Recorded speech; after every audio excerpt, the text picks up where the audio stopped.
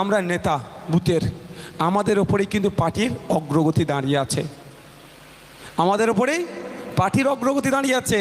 আমি কিন্তু সব বুথে বুথে গিয়ে এসআইআরের কাগজ ঠিক করতে পারবো কি?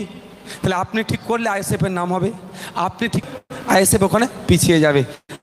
আপনার ওপরে পার্টির অগ্রগতি দাঁড়িয়ে আছে, অর্থাৎ আপনারাই কিন্তু অন্যতম পার্টির চালিকা শক্তি।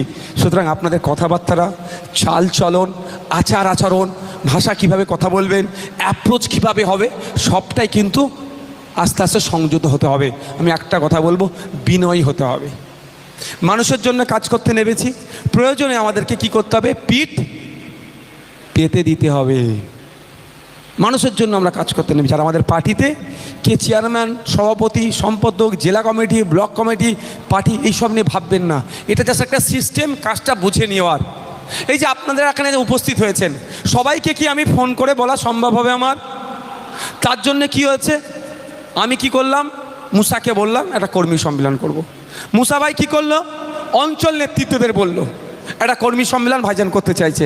অঞ্চল নেতৃত্ব যে যার বুথের অঞ্চলের নেতাদের বলে দিল। সিস্টেম, এই সিস্টেমটার জন্যই